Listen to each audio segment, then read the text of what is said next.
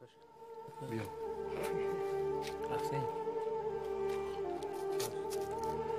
بگذرم چون از جهان یادم کنید، در کجای گفته فریادم کنید.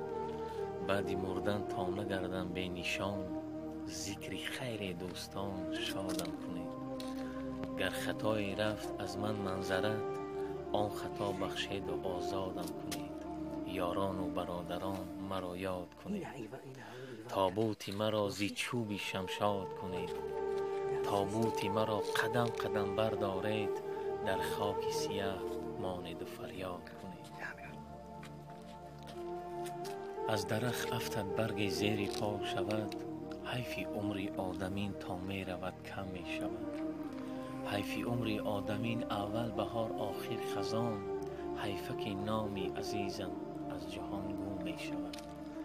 دانه گندم بیفتید در زمین نان می شود، تلخی جان کندنم از مال مردم می شود. ای برادر تو بیا از مال مردم توبه کن، که مال مردم در قیامت مار و کژدم می شود.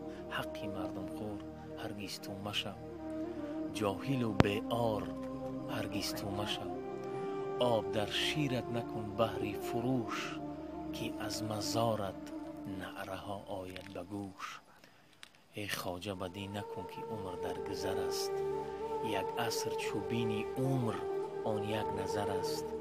گر عیش و طرب کنی و غافل باشی، هوش دار که به قبر بالینت تر است. در عالم بی وفا کسی میر نشد، از مردن آدمین زمین سیر نشد. کس نیست سخن برد بر استاد اجل، مردن که حق است ولی جهان پیر نشد. ای خواجه بدی نکن که عمر در گذر است، زیرا مرگ من معلوم اما مردنم معلوم نیست. مومنم اما ایمان بردنم معلوم نیست. در قیامت راه دارم نام او گویم سیرات، من نمیدانم به آنجا رفتنم معلوم نیست. راهی پرشور و خطر نادیده بگشادم سفر، در سواری اسب چوبین رفتنم معلوم نیست.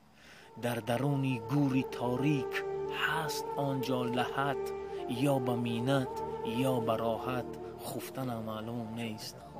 گر خدا را بنده ای یک روز آخر رونده ای، به نماز و به روزه در قیامت تو شرمنده ای. سلامت باشه و همه مردم تاجیکستان سلام.